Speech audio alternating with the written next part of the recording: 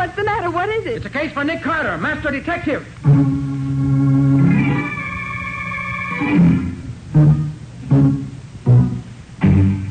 Yes, it's the case of the Clumsy Forgeries. Another case for that most famous of all manhunters, the detective whose ability at solving crime is unequaled in the history of detective fiction. Nick Carter, master detective.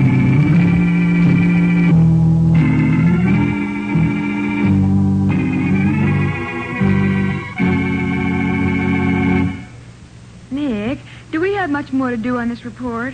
Not much, Patsy. Why? Well, it's after 5, and I have an appointment with my hairdresser at 6. Well, you'll make it all right. I'll see that you do. Far be it from me to prevent you from making yourself as beautiful as you can. Nick, what a thing to say. No, I was only joking, Patsy. Really, you're a fine-looking girl. Oh, Nick, do you mean that? Well, yes, of course I do. Oh, that's the first personal compliment you've paid me in all the years I've been working for you. I didn't know you ever noticed me, except as your assistant.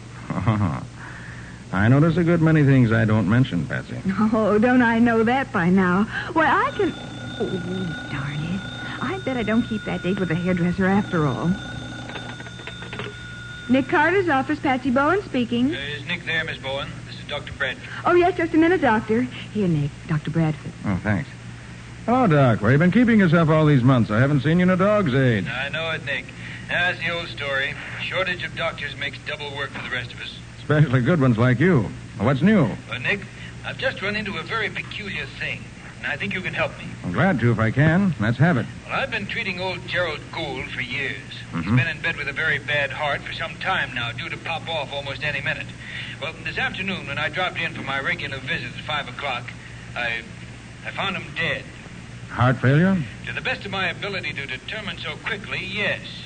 But when I started to straighten out the body so it wasn't as twisted as it was when he died, I found a piece of paper under him, on which was scribbled, "He killed me.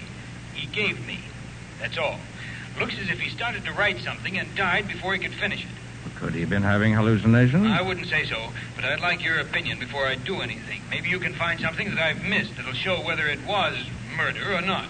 You at the Gould house now? Yes, could you take a run over here? Certainly, Doc, if you really think it'll help. Well, I'm sure it will. But, just in case, suppose you come as my assistant. Say, Mr. Nicholas, how's that? Oh, fine. All right, Doc, I'll be there in 10 minutes.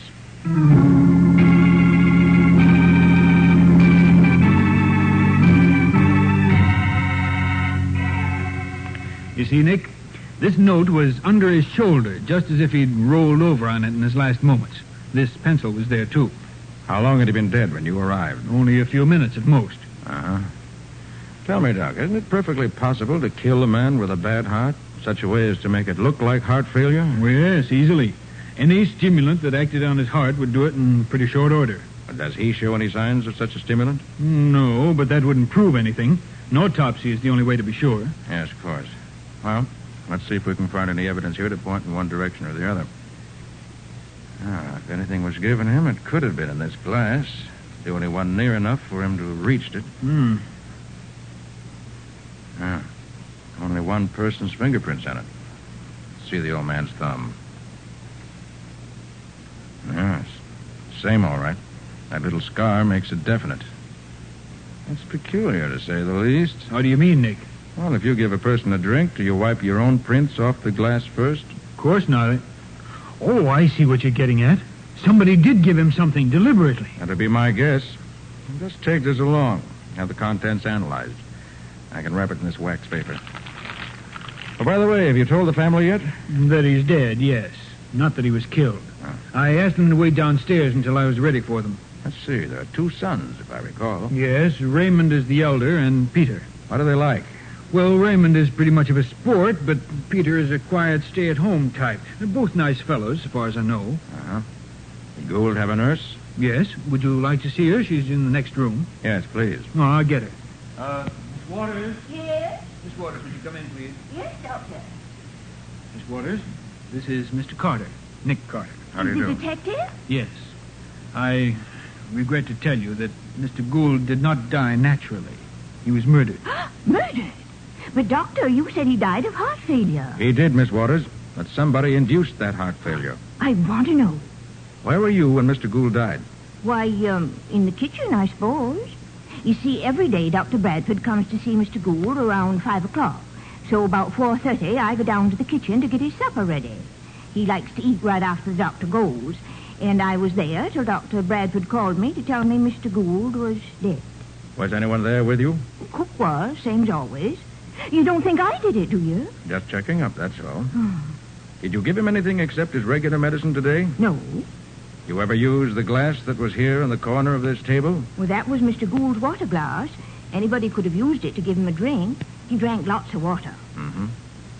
Mr. Gould keep any valuables here in this room? The only thing I know about is that box of his on the shelf under the table over there.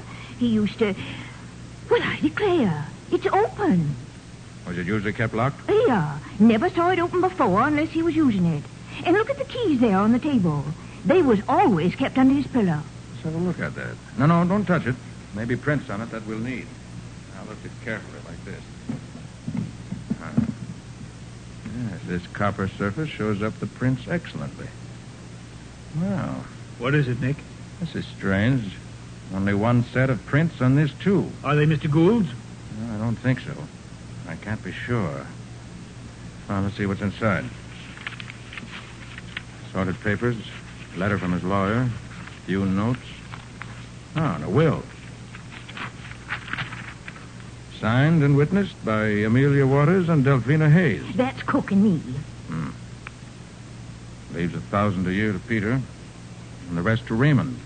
Oh, you must be mistaken, Nick. He'd never leave everything to Raymond. Well, that's what it says here. That's queer. That's very queer indeed. Does Raymond know about this will? Oh, no, sir, he doesn't. Cook and I were told to keep it a secret, and we have. I see. Are both the boys here now, Doctor? Well, yes, downstairs in the living room. Good. I'll take the dead man's prints, and then we'll have a talk with the two sons.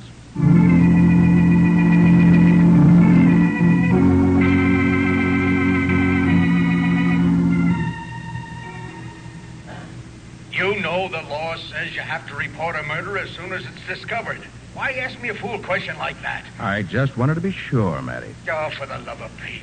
Very well, here's the report. Yeah, Gerald Gould has just been found dead in his bed. Apparently died of heart failure. but that ain't murder, Nick. That's phooey. But it is murder, even though the only real proof at the moment is my own hunch. Well, why didn't you say so? I'll have a man up there right away. No use, Matty. You won't find anything. Won't find anything. Why not? Because I've got all the clues with me, so don't bother sending anyone up here. But, Nick, if there's a murder, I Not gotta... this time, Matty. Leave everything to me. We'll see you in a little while. Goodbye. No, wait, Nick, Did you say Father was murdered? Boys, this isn't really my assistant.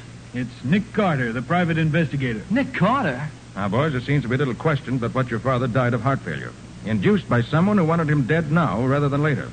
And that's murder. I can't believe it. Do either of you know the terms of your father's will? No, I don't. I've always understood he was planning to leave most of his money to Peter. He didn't exactly approve of me. Where have you two been this afternoon? I've been right here in the living room since after lunch. I came home about 3 o'clock, and I've been in my room ever since. Did either of you go to the sick room this afternoon at any time? I didn't. I didn't leave my room. I haven't been near it. Have there been any visitors? No, if there had been, I'd have seen them come in. Mr. Carter, what makes you think Father was murdered? He left a note which said so. And also, there's additional evidence to support that fact in the fingerprints on the glass he used and on the strong box he kept in his room. Could you explain what you mean, Mr. Carter? Not just now. Then I suppose that if no one came in from outside, all of us here in the house, the cook, the nurse, Raymond, and I, are all suspects? You are. I'd like to take your fingerprints, if I may. Why? I'll need them as evidence. Just put your fingers on this ink pad. So. And on this paper. Like this. Good. All right, Peter, you don't mind? Not at all.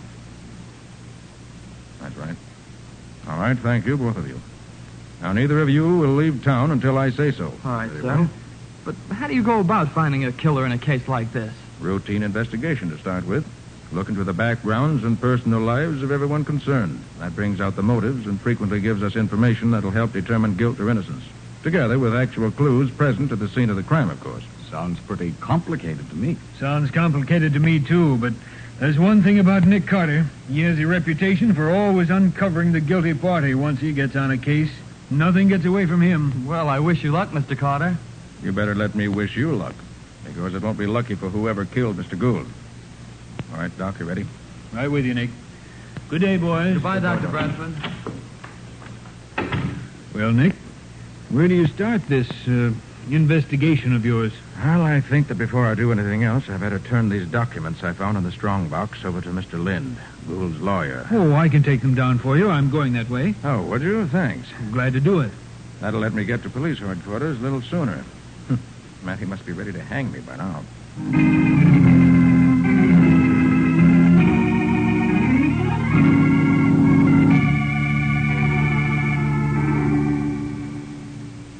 Well, it's darn near time you got here.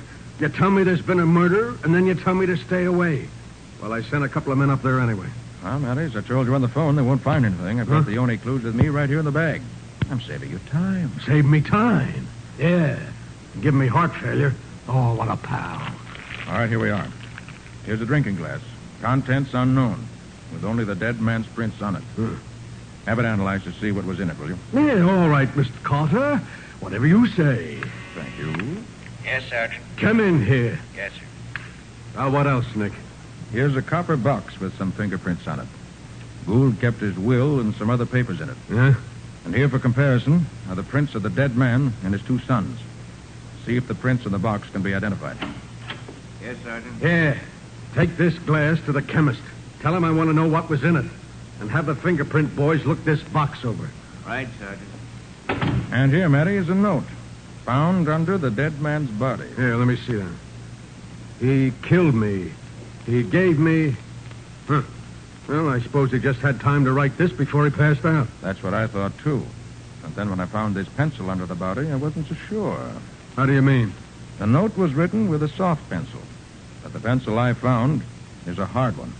So the whole thing is a put-up job. Murder. I told you that before. Yeah, I know you did. I'm just thinking. I can think, too, can't I? I hope so. Why, you... Okay. Oh. Now, look, Nick, would you mind telling me about the murder? Very simple, Matty. Gerald Gould had a very bad heart.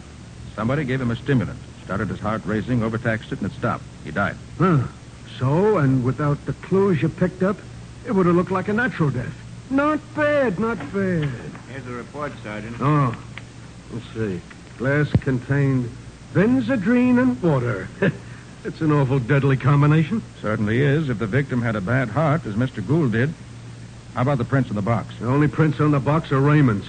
And that means what? Considering that the will, which was in the box, leaves practically everything to Raymond, it's interesting, to say the least. You mean he did it? I do not. But I'm going to start finding out who did it if I can. Where are you starting? Going to do some research work on the two Gould boys.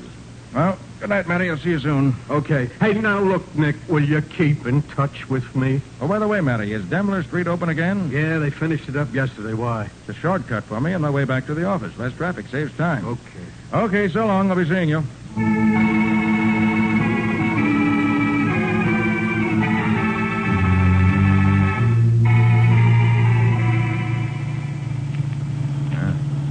Even less traffic here than usual.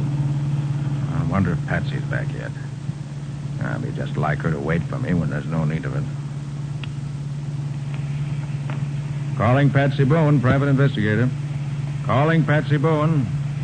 Patsy Bowen. Patsy speaking, Nick. Are you in trouble? No, indeed. Just wanted to tell you to go on home. Oh, did you get your hair fixed? No, I've been waiting here. I never know when you're going to need me. Oh, sorry, Patsy. Go on home, go to bed. I'll tell you all about it in the morning. Okay, Nick. Good night.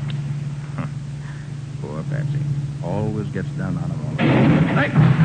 Hey, you... Hey, what are you doing? Driving through a red light like that? Who's driving through a red light? Well, you big palooka. What's the matter? You colorblind? Look at the radiator of my car and the fender while you smashed the whole front end. I don't see nothing. Show me where I hit you. Show you? Now, look here, man. See the way that...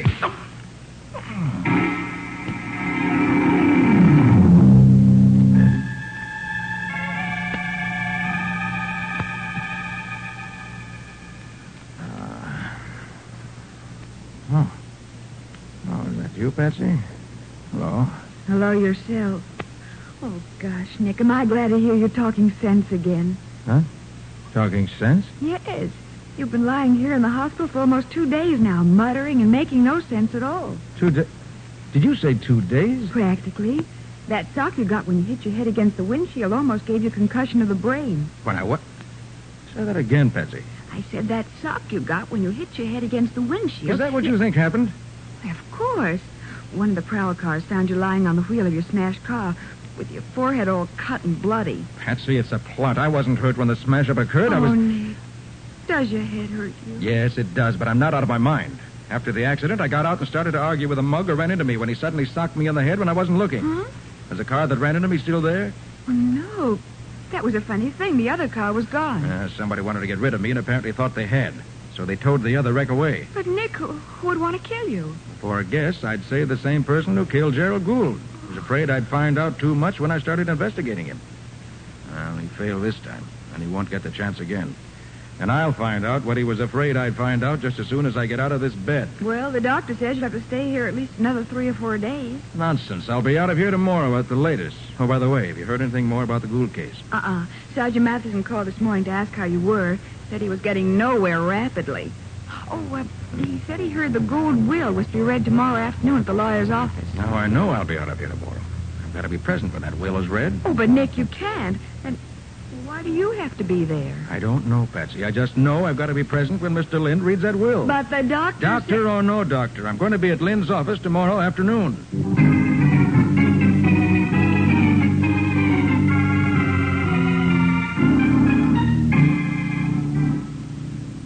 Now that Mr. Carter has arrived, I shall proceed to the reading of the will. What's the idea of having a detective and a cop here? This is a family affair. Raymond, Mr. Carter and Sergeant Mathison are here at my invitation. And now, if you're ready... All set, Mr. Lind. I shall be brief. This will, drawn up by Mr. Gould 6 days ago, directs that his funeral expenses and all other outstanding debts be paid first. He then directs that $1,000 a year for life be paid from his estate to his youngest son, Peter. What's that? I said he leaves you $1,000 a year for life. That's a dirty chip. He always said I was to have it all. Please, Peter, this is no time for an argument. But I can't live on that. Who gets the rest of the money? To his elder son, Raymond, Mr. Gould leaves the balance of his estate. Father never wrote that will. This is amazing. Father always said I'd get practically nothing. I'll bet you had a hand in this, Ray. Father would never do a thing like that to me. Not unless he'd been influenced. Peter, how can you think that? You had much more influence with Father than I ever did. Let me see that will. Certainly. Here it is. See? I told you something was wrong. That's not Father's signature. Wait a minute. What was that? I tell you, Father never signed that will. That signature is a forgery. Are you sure, Peter? Of course I'm sure. Get an expert. He'll tell you. Now that I look at it closely, it does look wrong. Excuse me a moment. I know. Father would never do a thing like that to me. Is this why you wanted to hear the will read? Did you expect this? Well, I expected something, Patsy, but I wasn't sure what. Nick, this changes the whole case around. Yeah, it certainly puts a new light on things, doesn't it? I think I begin to see where we're headed. Oh, for goodness sake, Nick. Oh, why? Here's Lind again. There's no question about it, gentlemen. This will is a forgery. I see it now. Ray forged the You're will crazy. and forged the will and then killed Father to get the money. I did no such thing. It was you who killed Father. Why should I kill him? I don't get anything out of the will. The boy's right. And it was Raymond's fingerprints on the strong box. Raymond Gould, I arrest you. You don't arrest me. Hey, come back here. Aren't you going to help catch him, Nick? No, Matty will get him. He's got the whole police force at his command. I'm more interested in something else. Well, don't you think Raymond is guilty? Certainly looks that way, doesn't it? Oh, Mr. Lind. Oh, Mr. Carter, this is terrible. Never before has such a thing happened in my office. Mr. Lind, did you ever see this will before? Yes, and that's why I can't understand it. I stopped in to see Mr. Gould the other afternoon, and he showed me the will he'd just drawn up by himself. He bragged about saving a lawyer's fee by using his own typewriter and copying a will I had drawn for him some time ago. He said he'd changed the names of the heirs around, but otherwise it was just the same. Was it this will you now have? To the best of my knowledge, it was and is. And get the signature... Did he say why he'd changed the will? Simply said he'd learned something about his son he never knew before, and that he'd be darned if he was going to leave his money to a cheat like that. So this fake will is a copy of Mr. Gould's own will as he drew it up? I think so. As far as I can remember. Oh, it's incredible. Well, Patsy, let's go back and talk to Miss Waters again. Mr. Gould's nurse? Right. The situation has changed somewhat since I last saw her. Oh, by the way, Mr. Lind, you mind if I take this phony will along with me? Not at all. If it'll do any good in finding out what's happened. I think maybe it will. Thanks. I'll see you as soon as I learn something.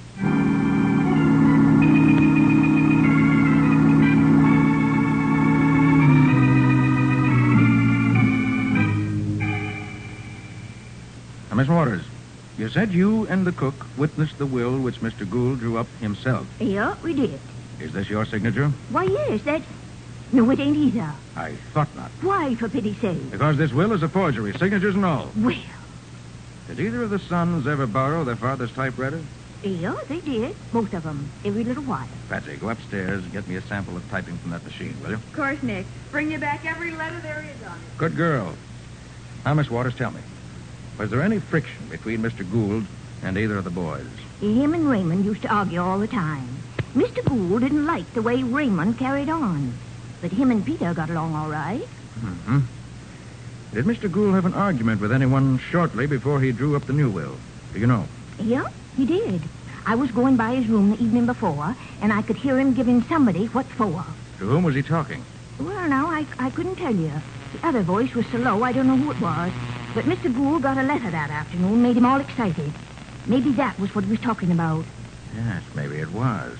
And that reminds me, Mr. Carter, another letter come today from that same party. You mean the one that got him so excited before? Yeah, recognize the fancy handwriting. Want to see it? Yes, I think I better. All right, here it is. Dear Mr. Gould, why haven't you answered my last letter? I can't wait any longer. If you don't do what I asked you to, in 3 days I'm going to start something. And you don't want that, do you? Your friend, Alice Fenwick. Return address, 35 Gladstone Place. Here's your typing sample, Nick. Oh, thanks. Yes.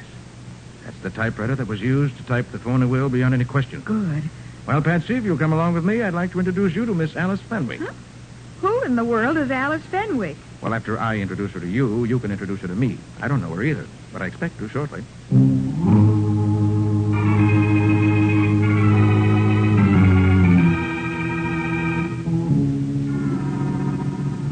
Gosh, this is a lonely section out here. Yeah, it's pretty well out in the suburbs. But we're nearly there now. Hey, Patsy. You see that car parked in the dark shadows under that tree? Yes, why? Why, that's the car that ran into me the night I was hurt. Are you sure? Of course I'm sure. I recognize that patch of light-colored paint on the rear fender. Oh, what's it doing out here? I wonder. Maybe there's some connection between that car and the Fenwick girl. She lives in the next house. Oh, Nick, hurry, let's find out. Maybe it's more trouble. I hope we're not too late to prevent it if there is. That mug who knocked me out plays altogether too rough. All right, this is close enough. Okay. Don't make any more noise than is necessary, that's it. I won't. Somebody's having a fight in there, Nick. That sounds that way.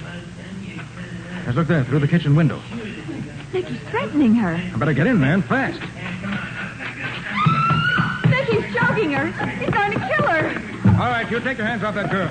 Up with your hands, fast. Where'd you come from? Keep your hands up and your mouth shut. Patsy, see how she is. Sure, Nick. Now, you. All right. What are you doing here? None of your business. Who sent you? We've got you cold, so your only chance is to tell what you know.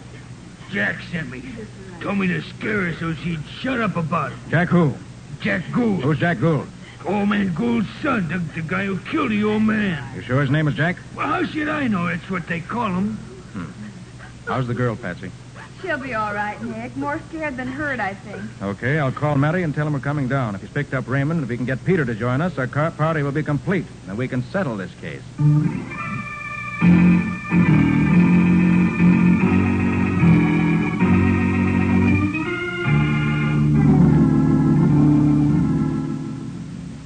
So you caught Raymond, eh, Matty? Yeah. Excellent. Didn't get far, did he? I'll say he didn't. I'm glad you didn't let him get away. He has to pay for what he did. I didn't do it, I tell you, no matter what you say. All right, all right. You know what, Nick? Raymond here says he only ran away because the evidence looked so black against him that he was afraid he'd be convicted. And that's just the way the murderer wanted it to look, Matty. What? You mean he didn't do it, Nick? He did not. Peter killed his father. No, better sit right where you are, Peter. I want to check my story for me. You haven't got anything against me, not a thing. There's a cop outside the door, son, so I wouldn't try nothing. Are you sure you don't want those other two brought in, Nick? Not yet, Matty. Now, here's the story. About a week ago, Mr. Gould got a letter from a girl named Alice Fenwick telling him Peter had promised to marry her, and that on the strength of that promise, she had loaned him almost every cent she had. Several thousand, she says. Yeah? Peter gambled it away, and then told her he was through with her. She told him there was a baby coming and insisted he marry her. He laughed at her, So she wrote his father. After a row with Peter, which Miss Waters overheard, Gould changed his will. Somehow, Peter found out about it and got the idea that if he copied the will, which left everything to Raymond, copied it just as it was and forged the signatures, he could claim just what he later did, that Raymond had forged the will and killed his father to get the money. Nick, that's just what he said in the lawyer's office. That was part of his plan, too.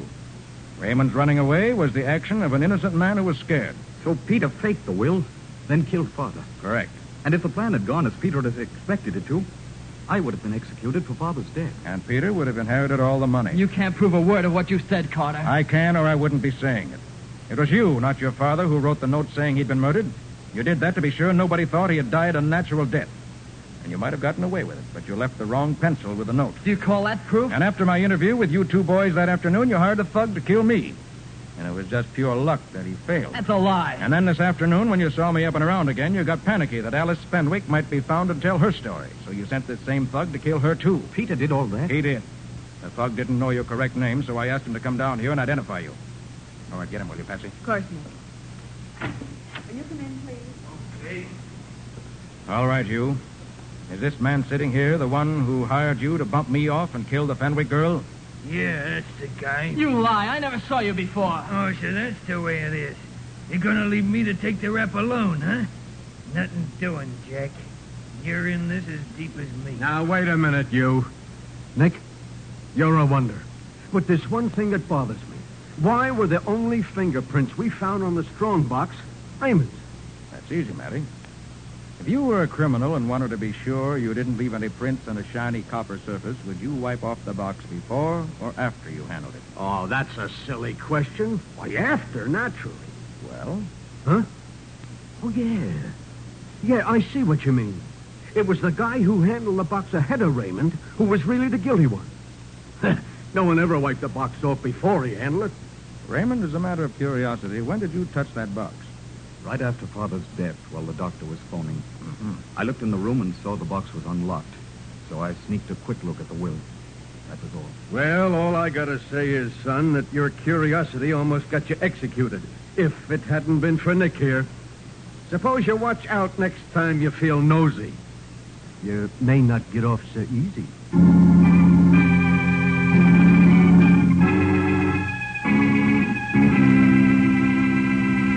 Well, Nick, it's about time to hear something about next week's story, I think. How about it? Next week, Ken, we're going to hear about a moving picture in which Waldo took an active part. But not an active enough part. Other clues were a few yellow hairs, a pair of Hollywood sunglasses. And a movie director whose looks in 15 years didn't change at all. And what do you call this mixed-up mess? I call it the case of the make-believe robbery.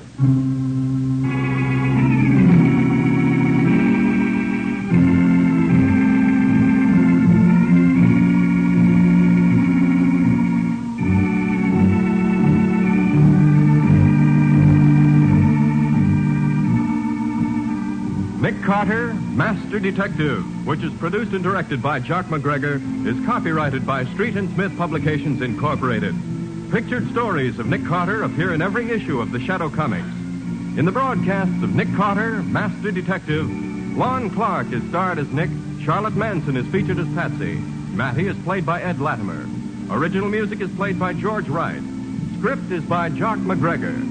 Any resemblance in these programs to actual persons, living or dead, or to actual places is purely coincidental. Nick Carter, Master Detective, is presented over most of these mutual stations each week at this same time. This is Ken Powell saying so long until next week.